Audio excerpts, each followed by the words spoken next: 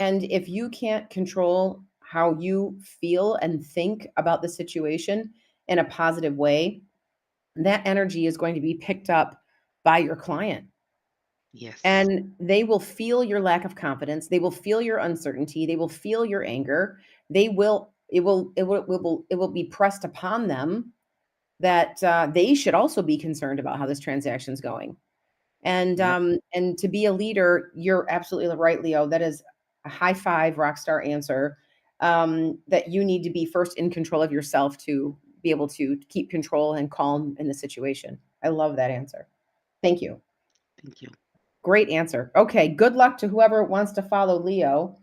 What is one of the one of the I'm like, try to top that. No, I'm just kidding.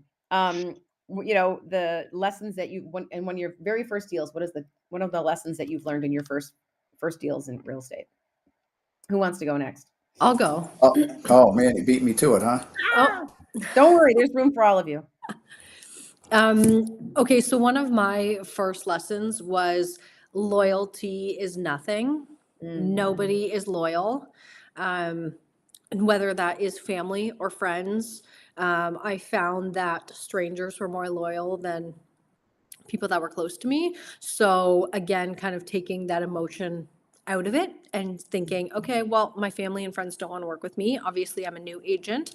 I was 25. So who wants to trust a 25-year-old with their biggest investment? So I get it. But it just pushed me to work harder to then get other people that I guess weren't my family and friends to buy with me or sell with me. So there's perseverance was so key. Keep going. That was a huge lesson that no one owes you anything. That's a tough one and a valuable one. It is what you make of it, absolutely, and that could be something that would take you down to not have people close to you, be loyal or want to work with you right out the gate. That would be tough, but very valuable. Okay, who else was fighting Marty for that That position? that was Lee. Me? Um, Okay. All right, yeah, Lee. I'm going to agree with her. That is so true because the people that know you, I remember when I got into this business, just to collaborate on what she was saying. I owned a small delivery business in Chicago, and all my clients that had me for delivery business, there had to be like 30, 40 clients.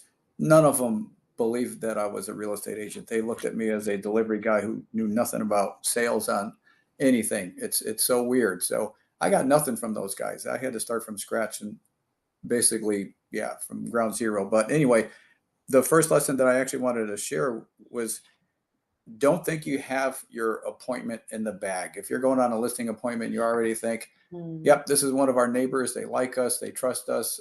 I'm doing all the listings in our subdivision. This is easy. I got my paperwork filled out. And then you get there and they say, yeah, I've already talked to 2 other agents. So what are you going to do that's different? You're like, what? How dare you think to yourself, how dare you? But again, it's not personal, right? It's all about being the best and being attentive, because I think the clients ultimately want to know that you're paying attention to them. And if that's a listing or if that's a buyer, you can't automatically think you got it in the bag. It could feel like you just aren't trying hard enough or just don't care enough that they're just going to call somebody else. It's that easy for them. So again, there's a lot of feelings that could get hurt in this business, but you just can't let it. You can complain about it, but if you do, just do it under your breath because no one else cares. That's actually, Lee, that's such a great point. That's one of the things that my mentors mentioned to me when I was new in the business, is that don't be lack with people that are already familiar with you. You still need to dress for the occasion and treat them like a stranger when you're in your role as a professional. Just because there's somebody that is close to you or you think that you've got this in the bag doesn't mean you can show up in sweatpants and win the listing. You really need to treat this professional relationship like a professional relationship in that scenario, in that environment. So I think The dressing part, I got to add, is so Mhm, hilarious because mhm. you get to the appointment on showings with people that you already know, Yeah. and I'm dressed like I am on stage, and they're like, you didn't have to dress up for me. And you know what my answer is? My answer is, it's because I value you, and this is how I dress for people I value. That's great. I love it. I love it. Just don't be sloppy. Okay. Yeah. All right, Michelle. What is your first lesson in real estate that you learned? I already went. Oh, I'm sorry. I thought that was Marty. Okay, Marty was the one. I mixed up your voices. Sorry about that. That's okay. Yeah, no problem. You guys have had great answers. I think one of the things that I heard that I agree with wildly is that your clients take on your emotions. That if you call to present a counter offer and you're like, this thing is so low, I'm so sorry, blah, blah, blah, then you set the tone. If you say, if you come on and say, hey, we've got an offer, which is awesome. This is what we're wanting. Keep in mind, if it's not exactly what you want, we can always counter. We can this and that. Like just setting the stage for the positivity. It's real easy when negotiating to go into a negative place when you get stuff that you don't want. But I have realized over the years that your clients take on your emotions like 99.9% of the time. And I think it's wildly important to recognize that and to try to always stay, upbeat and positive, because these transactions are ups and downs all the time. And how we present things is very, very important. For setting the stage of how the transaction will go from start to finish. The other thing that I kind of have learned to live by, because coming into this business, same thing as you guys are saying, it's tough because, you think that people are going to be loyal. You think that every friend and family member is going to use you, and they should, and this, that, and the other. But what I've realized over the years is that I can't do all the business. I can't sell all the houses. I can't help all the buyers. I can only help so many. And so when I go on a listing appointment and they choose someone else, or I see that a friend or family member has bought a home through somebody else, I have to constantly tell myself, this is protection, not rejection. And I don't know whether you guys are believers, not believers, but I'm a believer. And so I think this is the Lord protecting me from something I don't need to be involved in. It's protection, not rejection. So however you believe, one way or another, I do think that just realizing that we can't do all the business, I'm a firm believer if things happen the way they're supposed to happen. So if I don't get a listing agreement, it's saving me some real headache or heartache down the road. And then I've also realized that sometimes it's not always about me. It might be about the other guy that needed that deal or would have been a better fit for that deal, and has absolutely nothing to do with me. So over the years, I have just constantly reminding myself of that in this business, so that you don't get down in the dumps about losing a deal or losing a buyer, but just focus on what is next and what is ahead for you and the client that you can help. Gosh, that mindset, Marty, of you can't help every buyer, you can't help every client. Like, that is an abundant mindset. That is really not being attached to every outcome, and that's really helping keep your business on the rails. Like, if gosh, for those of you tuning in, the mindset, I think, is one of the most important things I'm hearing already from what it takes to be an icon. I mean, if you think about, Leo kicking it off with control your emotions, and Marty, being licensed in, I'm trying to keep count, what now, 4 states, maybe fourth in the future, right? Forthcoming. Haha. Um, is that, it's really, a personal growth conversation, that's going to get you to that level of icon. And icon is that you're getting back $16,000 in stock for your contributions to the public and helping them list and sell homes. This question came from the group, and I would like to propose it. So we're going to switch a little bit of gears here. So, as an icon agent, what do you think is the key to successful business networking? What do you think is the key there? Who wants to take that one on the chin first? I'll go. Thank you, Lee. So that's what I'm doing out in Arizona, since I'm newer there. I was doing it in Illinois too. Slow going. Don't get me wrong. you got to do some professional networking though, which means you're going to have to join a chamber of commerce. I think is fantastic. But it's like anything, they have to see you enough to get to trust you enough to want to even refer you or use you for themselves, right? So that and a BNI, not sure if everyone knows what the Mhm. BNI stuff is, Business Networking International, but Yeah. those are some powerful groups. I mean, I joined one out here as their commercial agent, just so everyone knows. When the residential rates went crazy and things slowed down, all of a sudden my commercial part of my sales picked up tremendously, and I do a lot of smaller warehouse things like the mom and pop size warehouse with an office in the front. That seems to be my bread and butter these days. I think I got 10 of those closed this year, which is great because the residential stuff is lacking on my end. But then again, maybe I'm just so busy doing what I'm doing that it's working out. But anyway, some of the businesses, some of these deals are actually coming from BNI people. And, you know, when you see somebody every week and you're networking and you're all there as small business owners trying to get business, I think that's a great idea for people, but it's taken time. You know, I've been in there for almost a year before people finally started giving me a little bit of business. Same thing with the Chamber of Commerce. But I think those two are the most powerful type of networking things. And if you're shy, I was the shyest kid ever, but you know, me standing here talking to you guys, you probably can't tell, but I was super, super shy kid and finally got over it after just living life and getting in front of enough people. But where it really kicked off was joining networking groups where you got to stand up in front of 50 people and give them your 30-second elevator pitch. So anyway, get out there and try it. It'll work. That's great. Yeah, I think just getting your face seen is tremendously important because then they get to know you and trust you and quite possibly like you. Yes. All right, fantastic. So successful networking, what's the key? Who else wants to hit that one? I'll go this one. Thank you, Leo. Yes.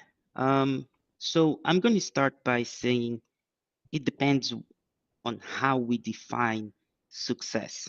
Okay. I believe um, networking in our business means um, partners who align with our objectives.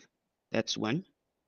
Like providing better customer experience, adding value to the services, complementing each other's business through referrals, connecting others to opportunities.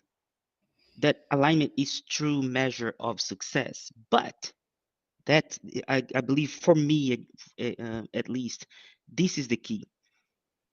The success of the networking is going to depend on what type of client avatar you are serving. So I hear, who was that came before me?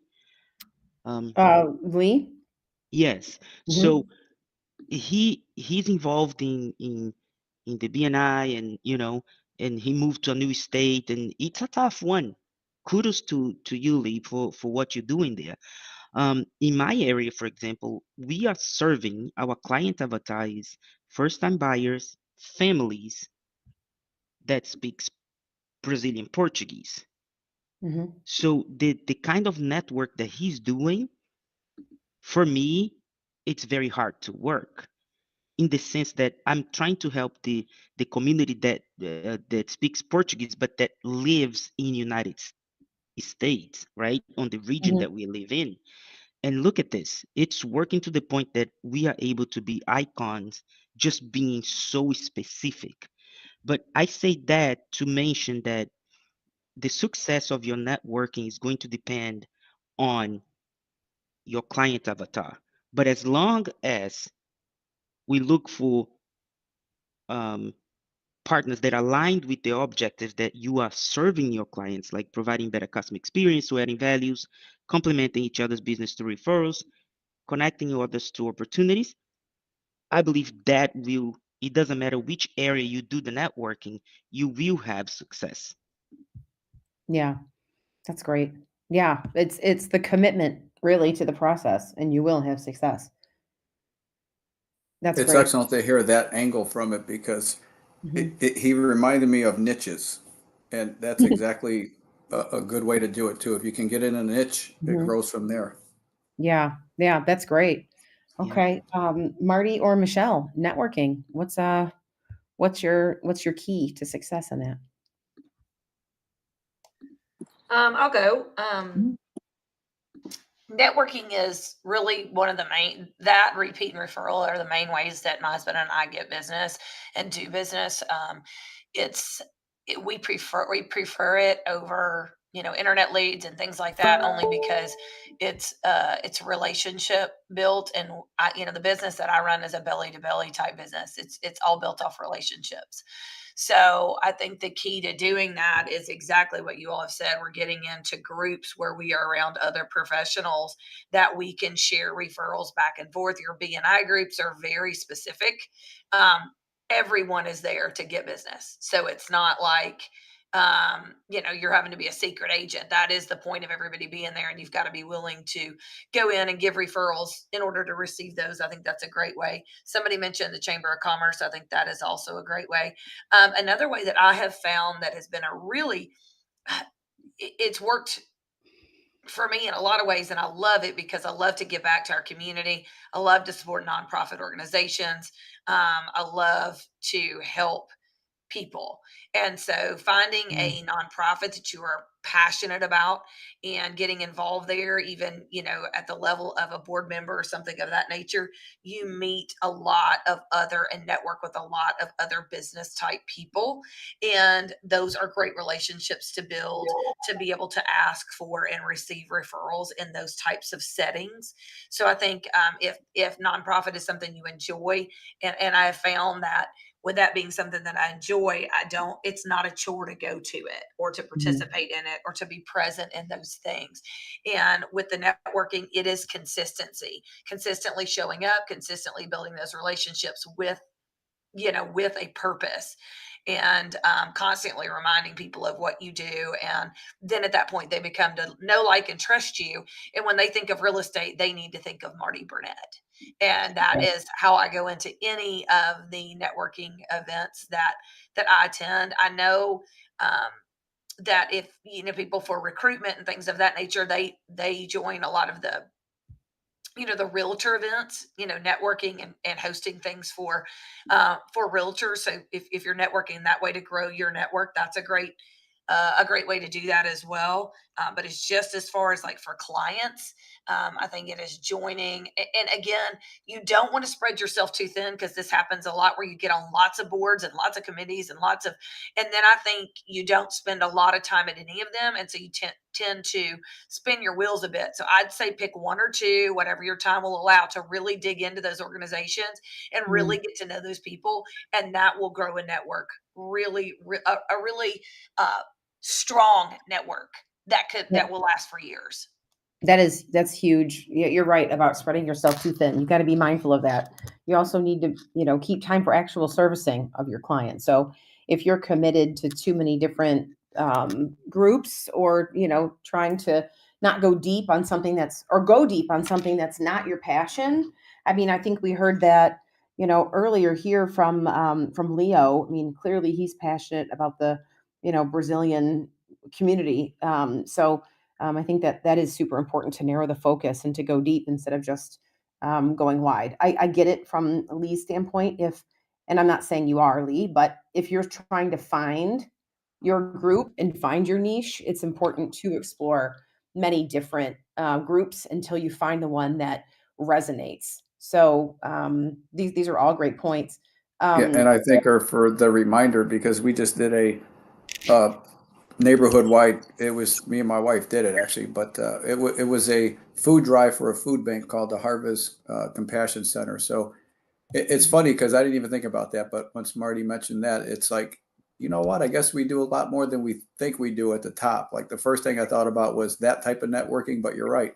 Just getting the people in the neighborhood involved with whatever food they can help us donate, and us driving it in our truck over to the place. Yeah, it's a lot of ways to network, that's for sure. So thanks everybody for even bringing up some of the stuff I forget that we're doing.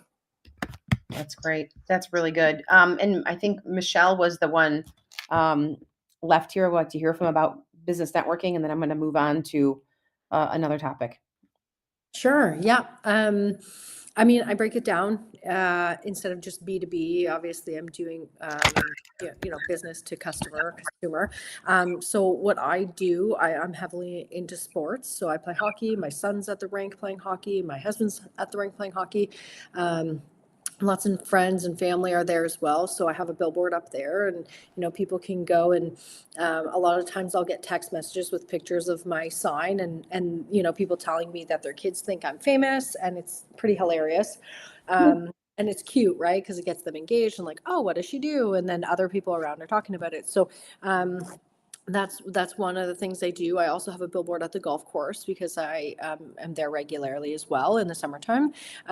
So again, people are like, "Oh wait, is that you?" And I'm like, "Yep, that is me." And I'll just go out and golf with random people. I just book a tea time or just join a group that's going out.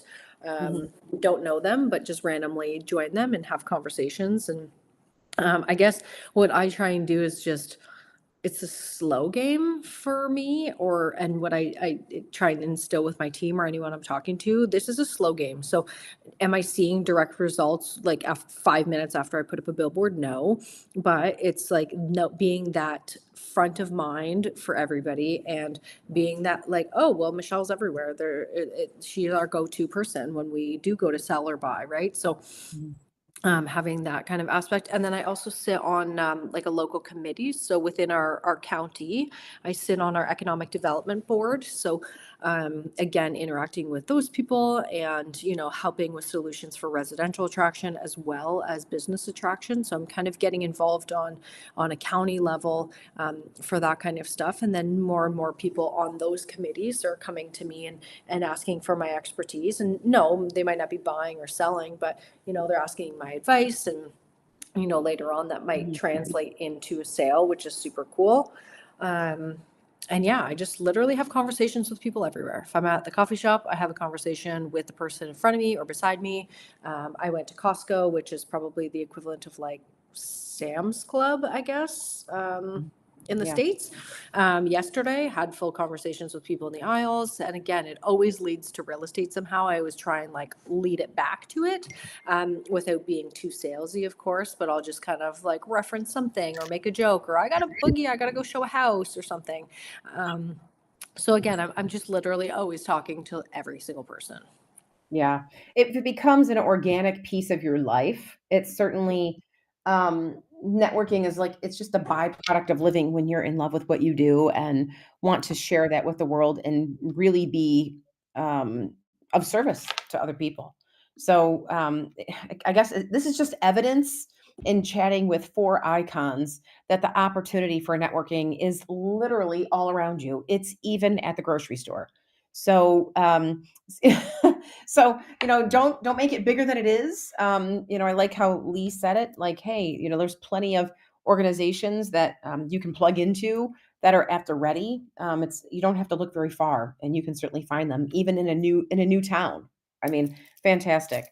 Okay, I have a feeling that Leo is going to come with some fire on this question. I just feel it from what we're hearing so far. um, and this one, gosh, let's see. Actually, I don't know about the warmer weather. Colder weather is definitely Michelle. Okay, I'm forecasting, and you might have some good insights on this too, because the seasonality of things. As we move into the holiday season and we move into the northern climate, winter. I'm from Detroit area, so I feel you on some of that. As we move into this colder weather, it is you tend to notice a slowdown in business, and you can speak to it too, even if it's not the holiday season, but also compounded by an election year, which every 4 years, this is a normal thing that happens every 4 years for anyone that's relatively new in the business and hasn't experienced an election cycle. And so I really want to hear from, what do you do in times like this, during holiday times, election years, slow seasons for your marketplace, that help keep your spirits high and faith in the business, that it's working, and yeah, it's really a mindset question. What works for you during these slowdowns? All right, I'll go. Good, because I'm picking on you first. Um, thank you. Mhm. All right. I'm going to start this answer by saying at some point, I believe that every single one of us had either a coach or a mentor Mm-hmm. that helped us, right? And one of the things that I learned from these experiences that they always said this, Leo, real estate is in one way or another a roller coaster kind of business. And it's not to say that's good and bad on the roller coaster. It just means that you have seasons that you're going to be up and seasons that you're going to be on the downside.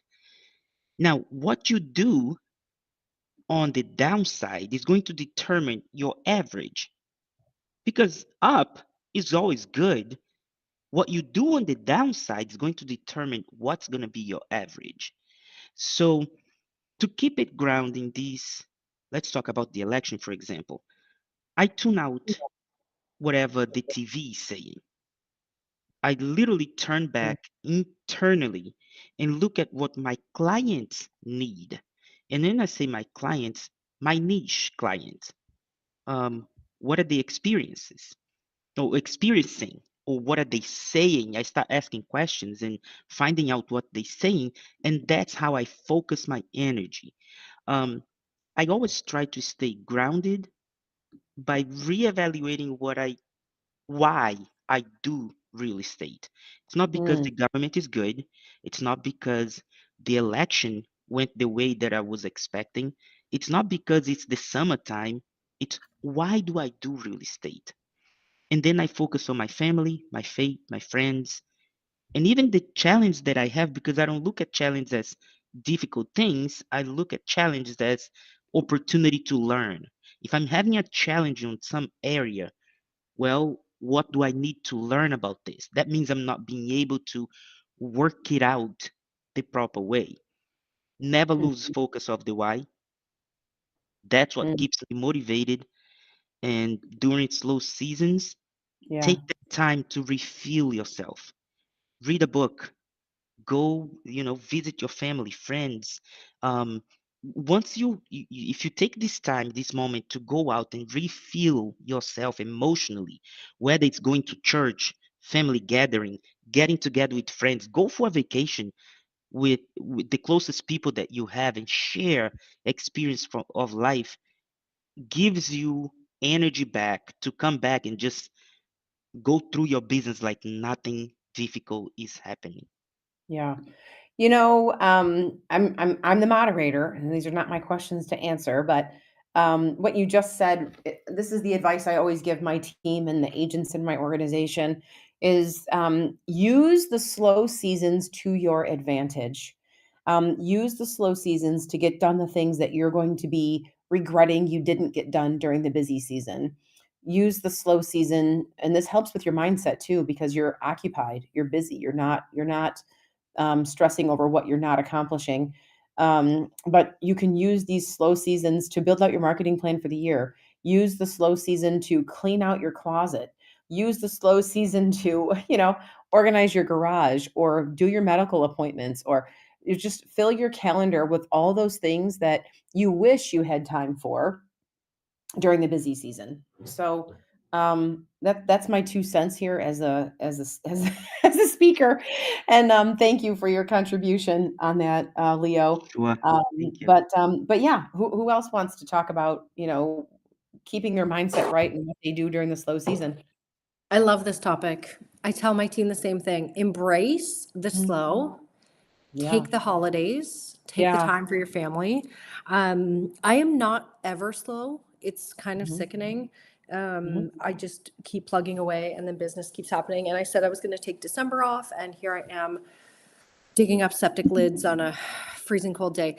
Um, but realistically, what I tell my team and what I tell everyone else is get your CRM in check, get your newsletters prepped for, your next few, get all the things done in the slower seasons that, mhm, again, you're going to kick yourself if you didn't do, and it's going to help propel you in January. So right now I'm doing a ton of follow-up. I'm following up with all my clients that even hinted towards wanting to sell in the next, in the next quarter, January, February, March, or the spring, the spring market. So I'm following up with them, like, who, hey, what are you doing? What's going on? Can I pop by? Let me see what you guys are up to.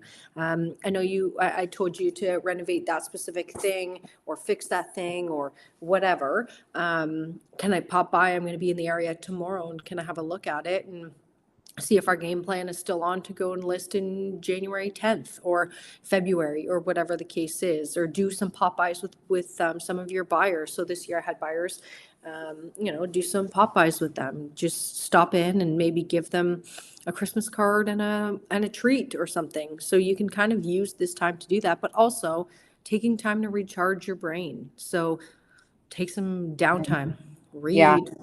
read, binge watch all the shows you didn't get to watch all year because you've been so busy. Take a trip with your friends, all the things, right? So that's sort of my advice over here. Yeah. Yeah. I agree with that one on the vacation. I say, even if you don't feel like you need it, take it now because soon will come a time that you feel like you need it. So this will just give you some more longevity in that. Yeah, we could talk about this topic quite a lot. Yeah. Well, and you We, don't feel bad leaving on a vacation because your clients are all off too. Nobody's bugging you. This is the no, best time. It's like, don't take the vacation when it's super busy and your clients need you. It's just you're going to be drowning. yeah, absolutely. Okay, Lee, Michelle, what about you during slow times? What's your best medicine? That was just me, Michelle. God, I did it I'll, again. I'll, I'll Marty, go. So Marty's got the southern accent. Oh my you, God. you, Okay. you all were hitting it right on the head. It's definitely time to get stuff done. But what I find myself doing is I start getting nervous. Like, where's the next Yeah. client coming from, right? And how long is it going to be? Start thinking the worst case scenario. So basically, what I start doing is I call past clients and connections. So if you're in the business a long time, you have past clients. Some you may not want to call, but most of them you do actually want to call. So I get on the phone a lot and make the calls, and even if they don't answer, right, leave the message that lets them know that you're thinking about them and that you appreciate them and looking forward to hopefully hanging out with them and chatting with them in the near future. And then connections, because not everybody's a past client, and you have these connections of people that you would like to do business with or help them in their endeavor to find a place or sell a place. So at that point, a connection is a call. And I track my calls. I still get coached every week. And because when it does get slow, I need a good kick in the butt to keep going sometimes. So I would say call and track your numbers. Make sure you are doing your calls, even Mhm. if it is a busy part of the year. Make sure you're doing all the right amount of connections too. Yeah. Yeah. That's great. It keeps you on your toes, that's for sure, when you're staying connected to your database and to your business. Yeah. It's great. Okay. Any other thoughts on this for mindset? Marty. Marty? I think you guys nailed it. Like when you have downtime, we don't have a ton of downtime at our house ever, but when you do have downtime, do all the things that you don't have time to do for otherwise. Mhm. And big thing for business wise, like we don't ever hardly take off. Even when we vacation, we're working on vacation. I mean, it's not good because you'll roll into burnout. So yes, taking the times.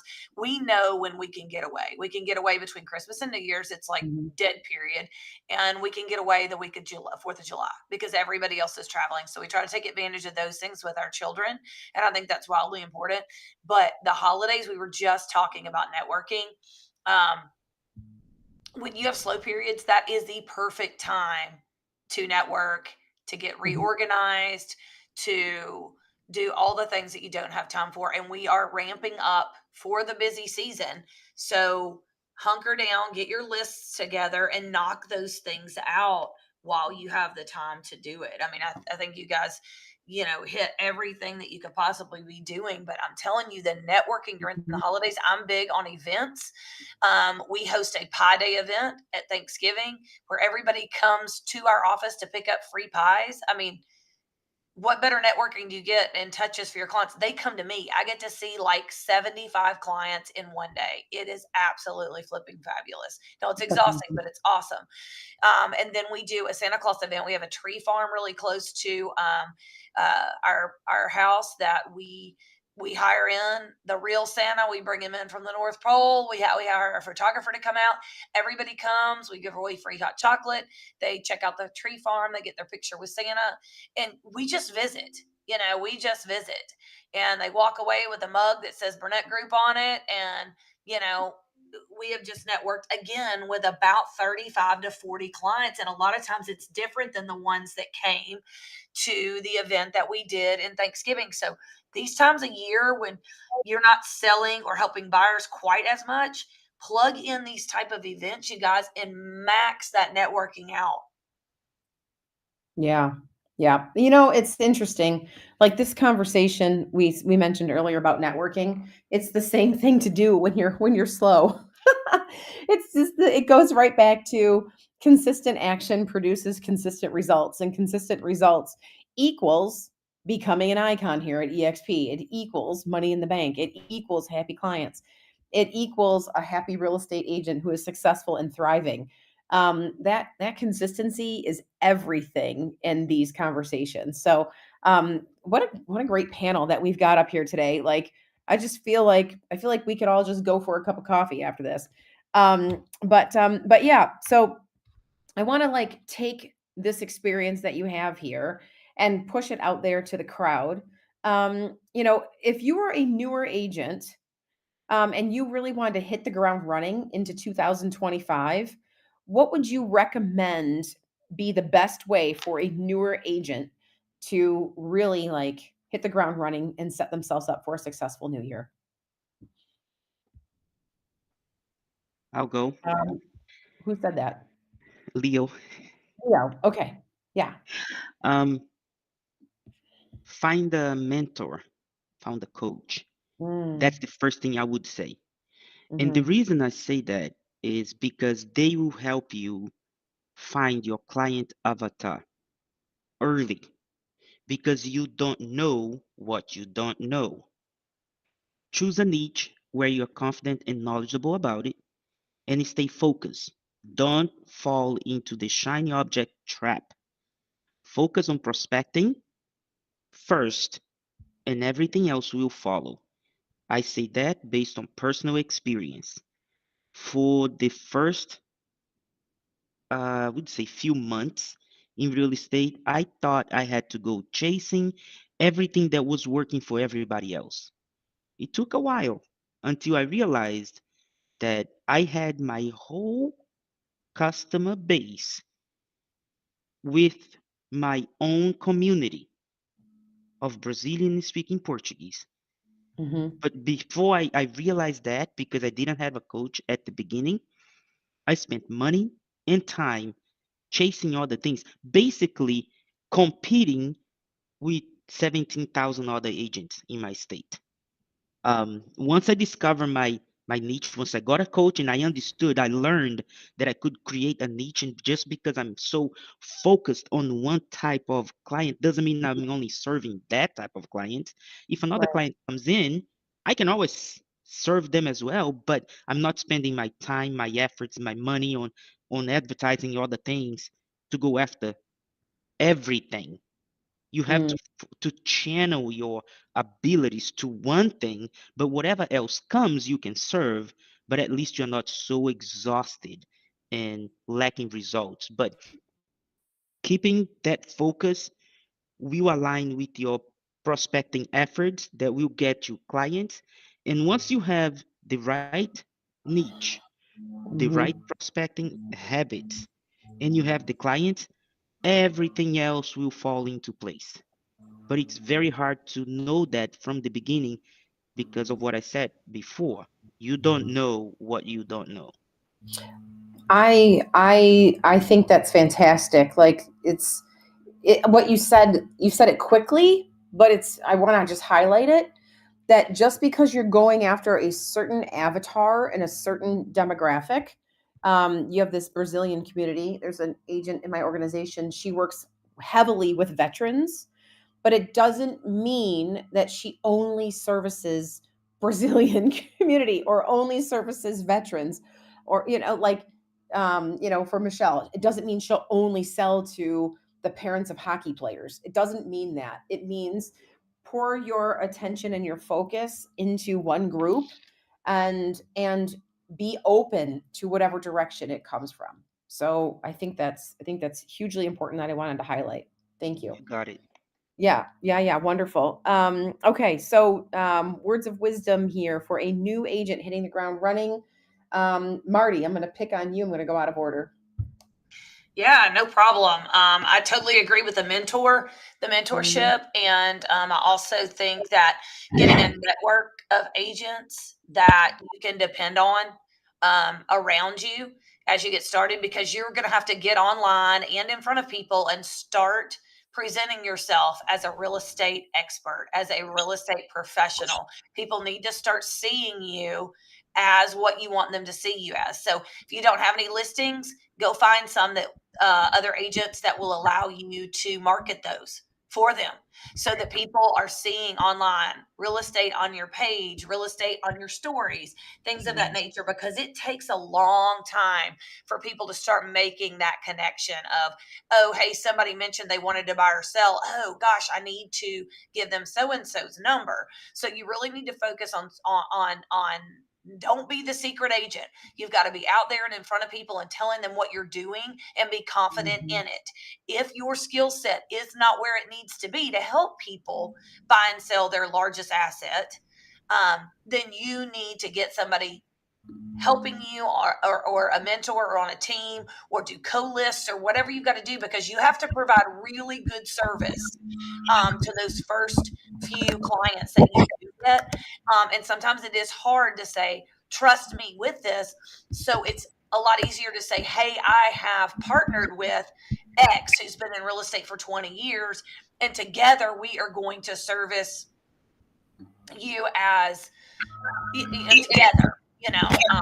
So if you don't have the experience, then you are bringing the experience with you, and eventually you will gain the knowledge and be able to do it on your own. But I do think it is important to start talking about what you're doing, and to have the confidence to be able to service these clients, so that they will tell other people how wonderful you were.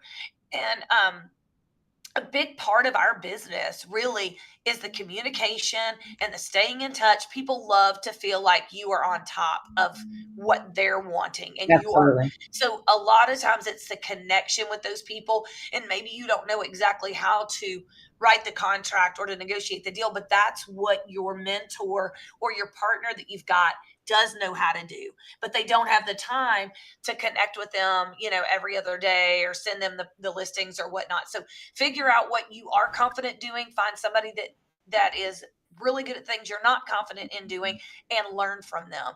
And then this will all snowball, and you will very quickly have as much business as you want, and you'll be leveraging with other people to do other things. That's great.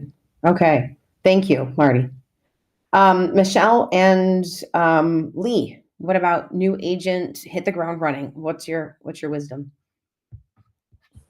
For me, what I wish, what I wish I would have done was A, get better mentors.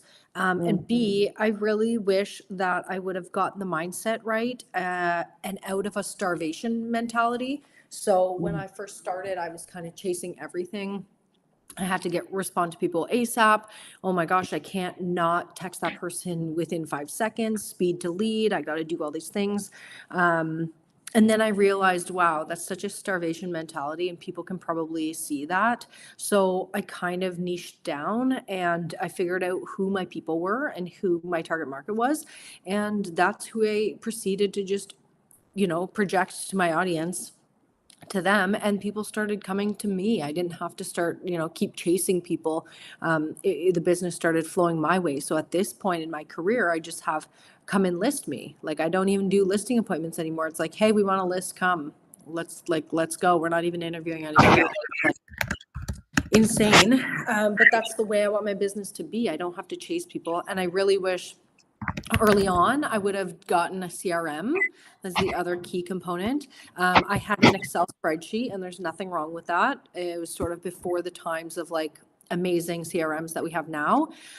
So I had an Excel spreadsheet, and I had everyone in there, and I just kind of checked in with people via a phone call or a text message or an email, and it wasn't as automated as what we have now with KV Core. So seriously, to newbies, utilize it. Put all your people in there. If you're like, hey, I don't have anyone to put in there, I don't have any leads, I'm new, your friends, your family, go through your phone list. I'm sure you have like 100 or plus contacts in your phone database. Put all those people in your KV Core and start sending out newsletters. Like, it's just literally your time to do the newsletters, and they don't have to be extensive. They can just be like small tips, or list all the local Santa Claus parades that are happening or holiday parades that are happening in your area. That's what we sent out, a month ago, and it had a huge response. Everyone loved it. It was literally a one pager. We're like, hey, this is our new teammate, and here's where all the Santa Claus parades are happening. So it doesn't have to be extensive, just do something. I love that. Tips. It doesn't have to be extensive. That's great. That's the trick, because most of the new agents don't have any money anyway to get going. I mean, a lot of Yeah. us have been through that. So I would say, yeah, there wasn't a whole lot of mentoring when I first started. Not because it was a long time ago, just because of the company that we worked at. So I'm going to tell everybody that's in the audience, you got what you need. EXP has what we're doing now. If people gave me all this insight back when I started, it would have at least been a good roadmap to start down that path versus, what do you know when you don't know, right? You don't know anything when you don't know anything. So it's kind of like everybody's got what they need. Honestly, I think the new people at EXP are the luckiest people out there, because we have all this stuff in the world. You can come here every day and see multiple things going on, and free, I guess, free video watching too. If there's nothing live going on, you're at 10 o'clock at night and you need to get a kick in the butt, you could easily turn on some previously recorded stuff, right? I mean, it's fantastic. I don't know. I wish I had this type of motivation with everybody back when I started. It would have been a lot easier to get going. That's for sure. Yeah, you're right. I mean, and I know we're winding down here. We are so blessed to have such amazing resources.